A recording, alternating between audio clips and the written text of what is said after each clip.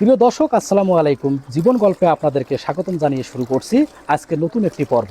প্রিয় দর্শক, আপনারা হয়তো বা জানেন যে আমরা মূলত অসহায় যে অবহেলিত যে মানুষগুলো আছে, টাকা পয়সার অভাবে যাদের বিয়ে শাদী হচ্ছে না, তাদেরকে মূলত আমাদের কার্যক্রম। তো দর্শক, আজকে আমরা চলে এসেছি আপনাদের সেই সুপরিচিত একটি জায়গা, শরীয়তপুর আটিপাড়া গ্রামের মধ্যে। তো আপনারা আসলে জানেন যে আমরা মূলত অনেকে আমাদেরকে প্রতিবেদন করার জন্য ফোন করে, তো যার কারণে হচ্ছে আমাদের এখানে আসা। তো দেখতেছেন আপনি ক্যামেরার সামনে সুন্দর একটা আপু আসলে কাপড় ধৌত করতেছে, জানবো তার জীবনের গল্প। আসসালামু আলাইকুম।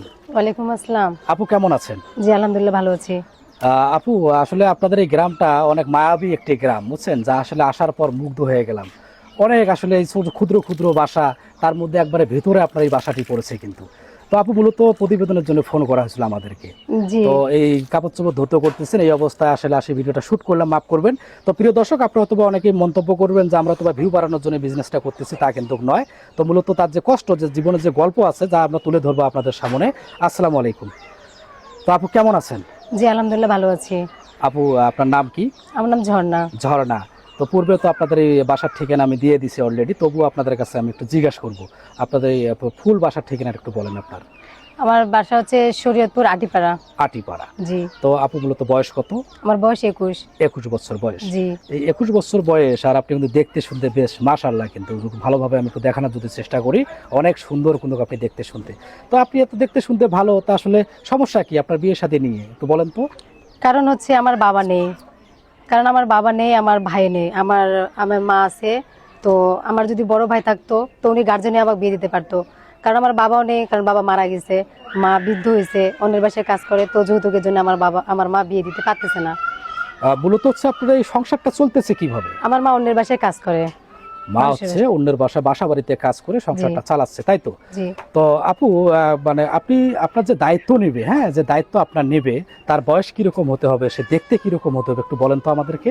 তার বয়স যদি 40, 45 বা 60 হয় তাতে আমার কোনো সমস্যা নেই। আর সে দেখতে যদি কালো বা কুচিত হয় তাতেও আমার কোনো সমস্যা নেই, তার সুন্দর একটা মন থাকলেই হবে। আপু, তার টাকা পয়সা কিরকম থাকতে হবে? টাকা পয়সা ধরেন উম, আপনার হইলো চলার মতো আর কি, যেন চলতে পারি। আপু, অনেক মেয়ে তো আছে, আসে স্বামীকে নিয়ে স্বপ্ন দেখে যে তার টাকা পয়সা, বিলাসবহুল গাড়ি বাড়ি থাকবে।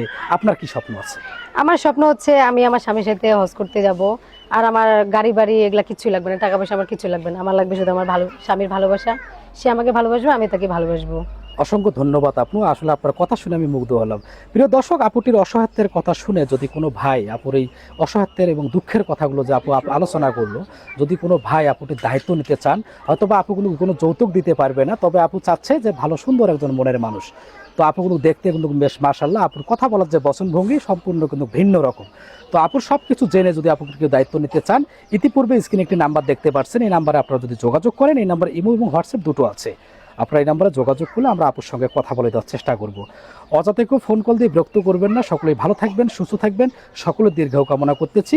এবং আপু, আপনার জন্য শুভকামনা রইল, আমরা চেষ্টা করবো আপনাকে সুন্দর একজন মনের মানুষ জুগিয়ে দেওয়ার জন্য। ভালো থাকবেন, সুস্থ থাকবেন। আসসালামু আলাইকুম। ওয়ালাইকুম আসসালাম। আসসালামু আলাইকুম।